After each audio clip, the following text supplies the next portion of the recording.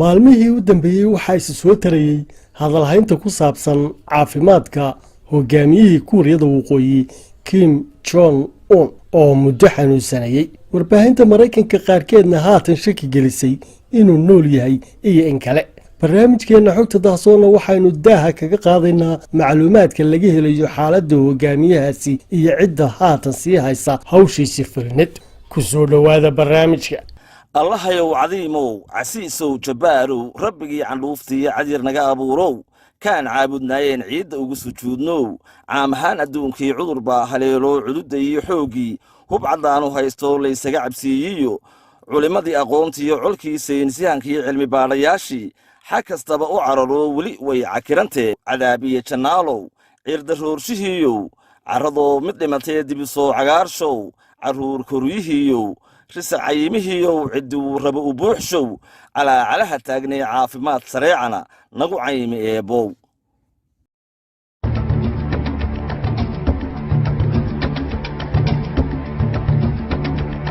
dhammaan warbaahinta dalka Mareykanku waxa ay ku waramaysaa in xaaladda Kim Jong Un ay aad u liidato, isagoo telefishinka CNN baahiyey in hogaamiyihii kuuriyada waqooyi qalliin lagaga sameeyey sanbabada. sirdoonka dalka Mareykankuna ay ku foogan yihiin inay xogo dheeraada ka helaan xaaladiisa dhabta ah, iyagoo sirdoonka Mareykanku diyaarad kuwa waxbasaasa u diray xuduudda labada Kuuriya si ay bal u helaan sanqadho ama muuqaallo ay tix raaci karaan oo caafimaadka Kim Jong Un ku saabsan. tallaabada oo caddaynaysa sida ay Washington muddada dheer ugu guuldaraysatay inay basaasiinteeda geliso gudaha kuuriyada waqooyi. shakigii ku gadaama nolosha Kim Jong Un ayaa soo kordhay markii uu ka baaqday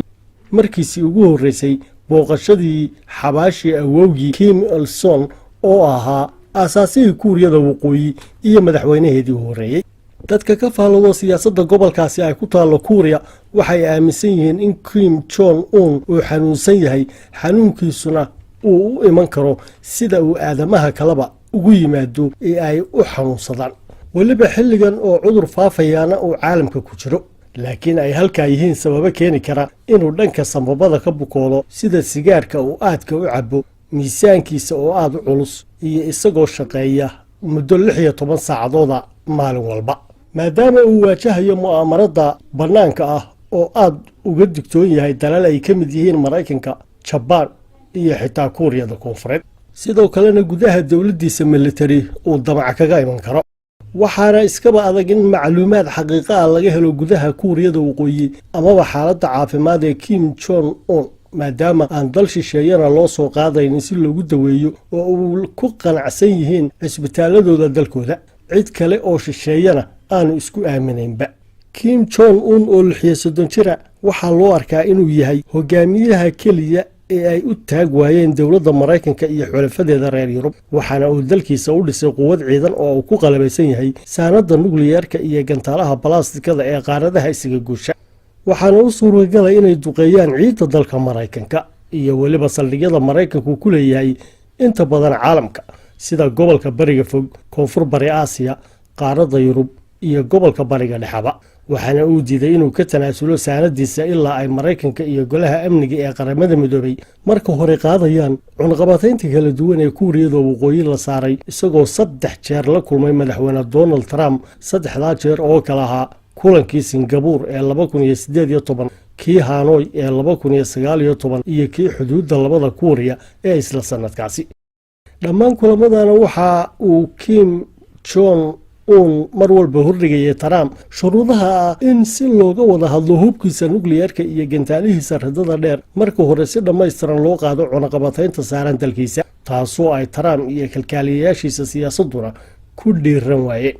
maalintii shalay warbaahinta kuuriyada waqooyi waxa ay sheegtay in Kim Jong Un uu dhambaal u kala diray madaxda dalal ay ka mid yihiin Mozambique, Suuriya iyo kuuriyada koonfureed. laakiin warbaahinta dalka Mareykanku waxa ay ku waramaysaa in hogaamiyihii kuuriyada waqooyi Kim Jong Un uu caafimaadkiisu liito oo uu geerina u dhow yahay, shaqadiisiina ay haatan hayso gabadha walaashii ee Kim Yong Jong, iyadoo xitaa haddii ay taasi dhabowdo oo walaashii xukunka la wareegtana aanay maslaxadii ugu jirin Mareykanka iyo xulafadiisa, maadaama ay gabadhaasi tahay mid ka sii adag walaalkeed oo nacaybka ay maraykanka u qabtaana uu kiisii ka sii daran yahay is-hortaag iyo ka horimaasho ka haatan ka adagna ay ula iman doonto kim jong un ayaa ka faa'iidaystay qaabkii khiyaamada ahaa ee ay dalalka reer galbeedku ula dhaqmeen madaxweynayaashii hore ee liibiya iyo ciraaq mucamar al khadaafi iyo sadaam xuseen iyagoo mucamar al khadaafi ogolaysiiyey inuu burburiyo hubkiisii kiimikada ahaa iyo kiisii bayolojiga ee uu haystay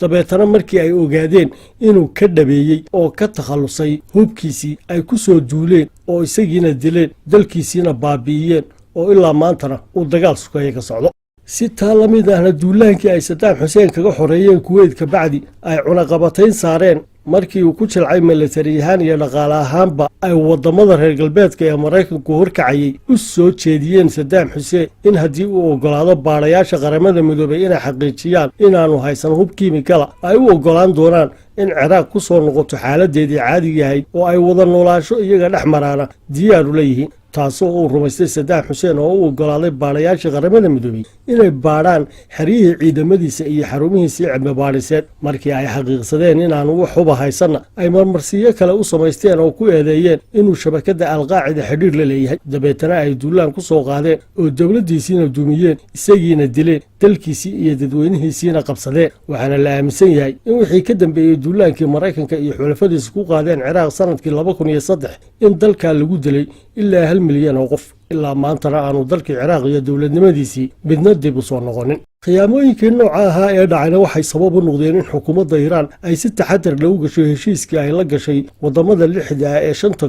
golaha amniga ku jira iyo dalka jarmalka iyadoo xukuumadda iiraan ee xasan ruuxaani ay heshiiskii barnaamijkeeda nukliyaarka ee 2015 ay la gelisay waddamadaasi ay ka codsatay oo shuruud ku hordhigtay in lagu soo daro dalalka shiinaha iyo ruushka iyadoo inkastoo ay oggolaatay inay joojiso horumarinta barnaamijkeeda nukliyaarka haddana uu heshiiskaasi fursad kale u ahaa iiraan oo cunaqabatayntii saarnaydna laga qaaday loona soo fasaxay dhaqaalihii badnaa ee iiraan lahayd ee ku xayirnaa bangiyada dalalka shisheeye laakiin nasiib xumo markii uu taraam soo galay aqalka cad ee dalka maraykanka sanadkii 2016 uu dhowr bilood ka bacdiba ka baxay heshiiska nukliyaarka iiraan oo cunaqabatayntii iyo cadaadiskii siyaasadeedna ku soo celiyey kim jong un oo casharada ka faa'iidaysanaya waxa uu meel sare gaadhsiiyey quwadda ciidan iyo tuhub ee dalkiisa waxaana uu diiday inuu wax tanaasulaada uu ka bixiyo burburinta hubkiisa nukliyaarka ilaa laga wada qaado cunaqabatayntii la saaray allahayow cadiimow casiisow jabbaarow rabbigii candhuuftiiyo cadyar naga abuurow